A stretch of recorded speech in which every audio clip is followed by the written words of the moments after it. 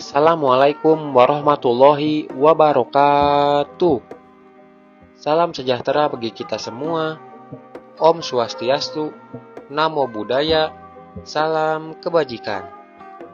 Indonesia hari ini berdiri di tengah dinamika yang cepat.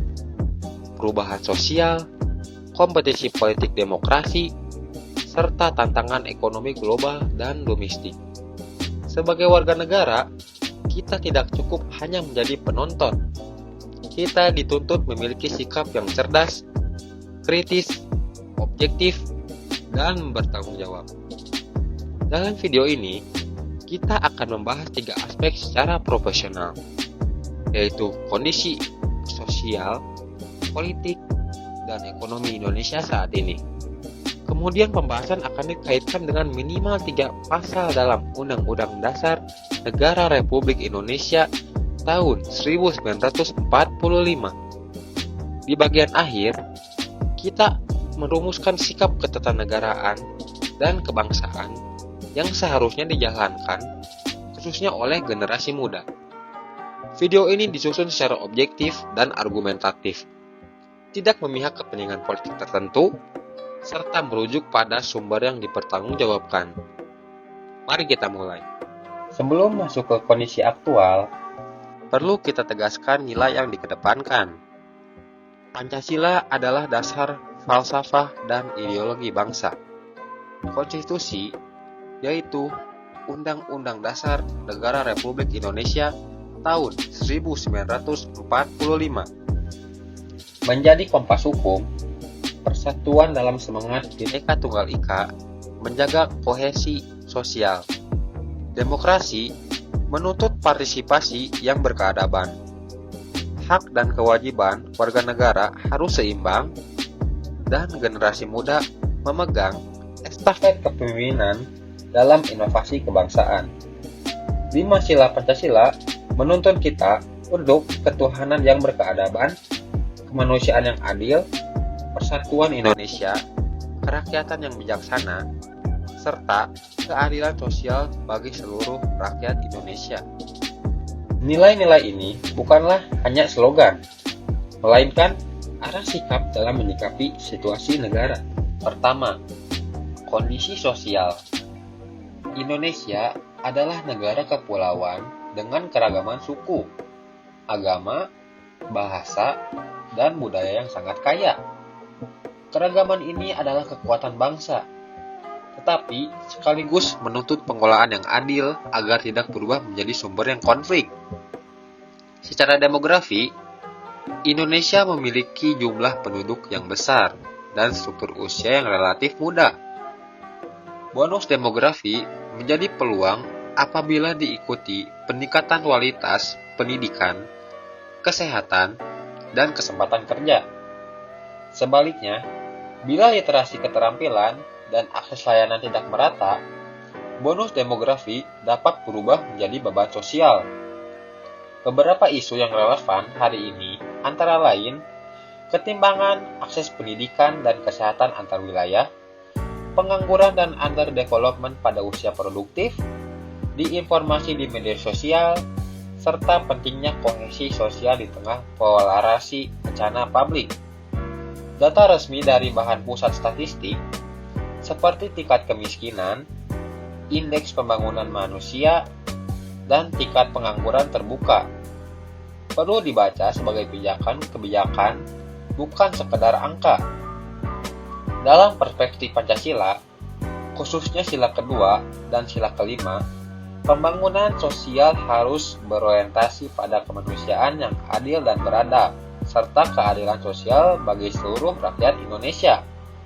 Sikap sosial warga negara yang relevan adalah menghormati perbedaan, menolak diskriminasi, memperkuat gotong royong, serta meningkatkan literasi digital agar tidak mudah terprovokasi hoaks.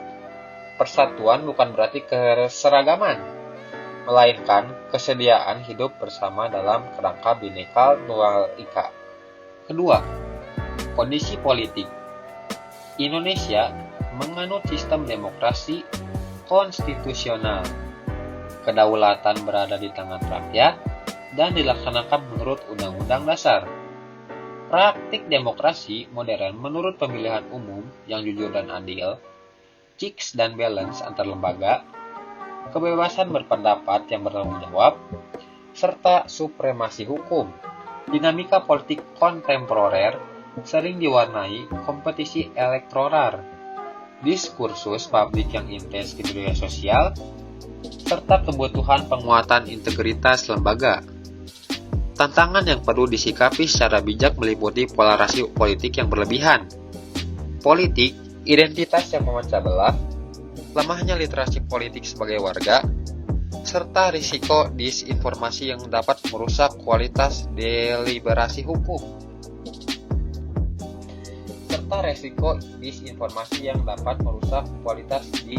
Publik. Sebagai warga negara, kita perlu membedakan antara kritik yang membangun dan ujaran yang merusak. Demokrasi memberi ruang untuk berbeda pendapat, tetapi perbedaan itu harus tetap berada dalam koridor konstitusi, etika publik, dan penghormatan terhadap martabat manusia. Menolak kekerasan politik, menolak intimidasi, serta mendukung penegakan hukum yang adil adalah bagian dari sikap ketatanegaraan. Nilai yang perlu dikedepankan adalah demokrasi yang berkeadaban, partisipasi aktif, kontrol sosial yang sehat, dan ketataan terhadap hasil proses hukum serta konstitusional. Generasi muda dapat berperan melalui pendidikan politik, pemantauan kebijakan publik, serta keterlibatan dalam organisasi masyarakat yang konstruktif, bukan melalui permusuhan antar warga. Ketiga, kondisi ekonomi. Perekonomian di Indonesia menghadapi peluang sekaligus tantangan. Transformasi digital, transisi energi, stabilitas harga, daya saing industri, serta pemerataan pembangunan antar wilayah. Indikator makro seperti pertumbuhan ekonomi, inflasi, dan tingkat pengangguran perlu dibaca bersama indikator kesejahteraan mikro, daya beli rumah tangga, kualitas pekerjaan, dan akses permodalan UMKM. Ketimpangan ekonomi dan disparitas wilayah masih menjadi isu struktural. Wilayah dengan infrastruktur dan konektivitas lebih baik cenderung tumbuh lebih cepat, sementara daerah tertinggal membutuhkan afirmasi kebijakan. Disinilah pentingnya pembangunan yang berkeadilan, bukan hanya pertumbuhan angka semata.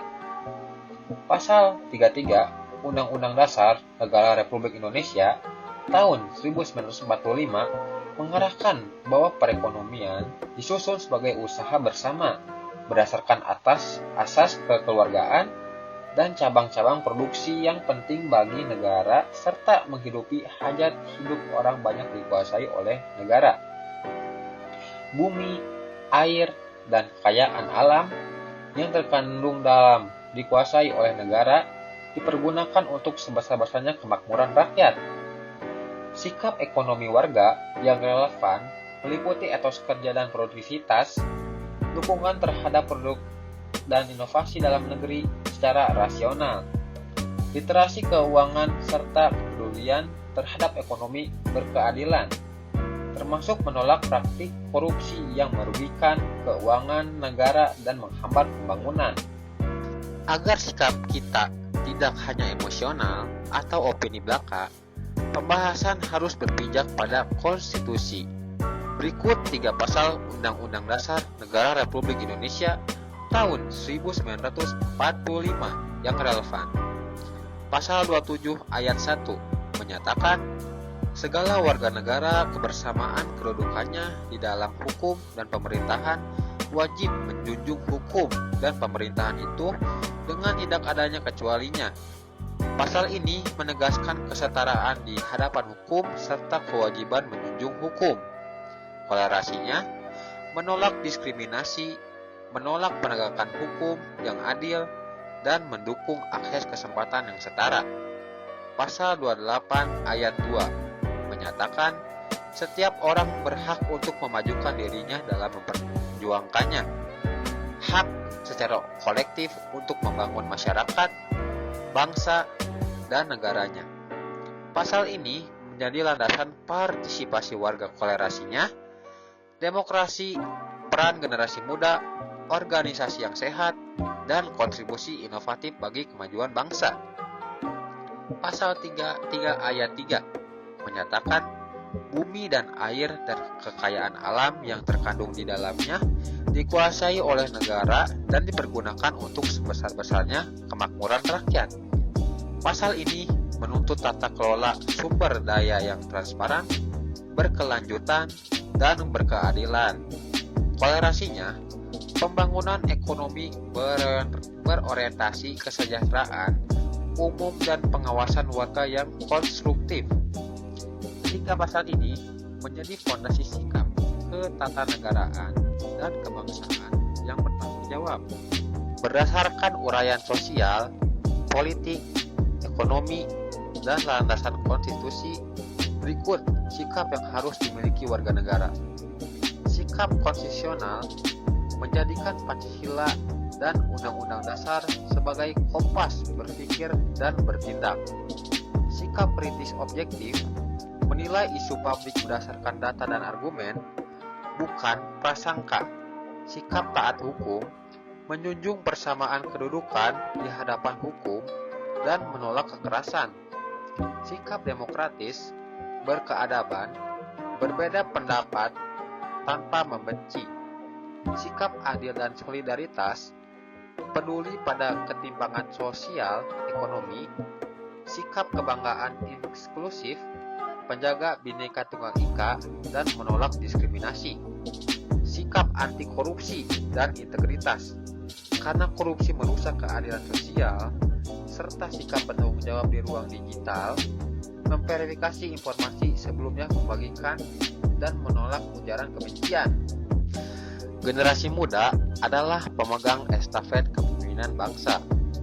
Peran strategis yang dapat dijalankan antara lain meningkatkan literasi Pancasila dan konstitusi, menjadi agen literasi digital anti hoaks, berinovasi di bidang sosial, teknologi, dan kewirausahaan, serta terlibatnya dalam kerja-kerja kebangsaan yang menyatukan, bukan memecah belah. Menjadi warga negara yang cerdas bukan berarti apatis terhadap politik, dan menjadi kritis bukan menjadi permisif terhadap pemecahan. Keseimbangannya adalah peduli, berani, bersuara secara konstitusional, dan tetap menjaga persatuan NKRI. Dalam semangat pasal 28 ayat 2, generasi muda berhak memajukan diri dan memperjuangkan hak secara kolektif untuk membangun masyarakat, bangsa, dan negara. Jadikan kampus, komunitas, dan ruang digital sebagai laboratorium kewarganegaraan yang produktif. Sebagai penutup, kondisi sosial, politik, dan ekonomi Indonesia menurut respons warga negara yang matang, kita membutuhkan pertumbuhan yang berkeadilan, demokrasi yang berkeadaban, serta kehidupan sosial yang kohesif. Pancasila memberi arah nilai Undang-Undang Negara Republik Indonesia tahun 1945, memberi kerangka konstitusional, sementara tindakan nyata warga negara menentukan kualitas bangsa di masa depan. 3 pasal yang kita bahas, pasal 27 ayat 1 tentang kesetaraan dan wajib menjunjung pasal 28 ayat 2 tentang partisipasi kolektif membangun bangsa, serta pasal 33 ayat 3 tentang pengelolaan kekayaan alam untuk kemakmuran rakyat adalah fondasi sikap ketatanegaraan dan kebangsaan yang bertanggung jawab. Jadilah warga negara yang cerdas, kritis, dan bertanggung jawab. Cintai bangsa ini dengan cara konstruktif, belajar, bekerja, berintegritas, dan menjaga kesatuan. Demi Indonesia yang maju, adil, dan sejahtera, jaga negara, jaga konstitusi, jaga persatuan. Demikian video edukatif ini disampaikan, semoga bermanfaat bagi kita semua. Wassalamualaikum warahmatullahi wabarakatuh. Salam Pancasila, salam merdeka. Sebagai penutup teknis, berikut sumber utama yang dirujuk dalam video ini. Undang-Undang Dasar Negara Republik Indonesia tahun 1945, data dan indikator sosial ekonomi dari Bahan Pusat Statistik, informasi perekonomian dari Bank Indonesia, serta referensi akademik pendidikan Pancasila dan ilmu hukum tata negara. Setiap data, gambar, dan kutipan yang ditampilkan wajib dibaca bersama sumbernya. Mari kita jaga objektivitas, integritas, dan tanggung jawab sebagai warga negara.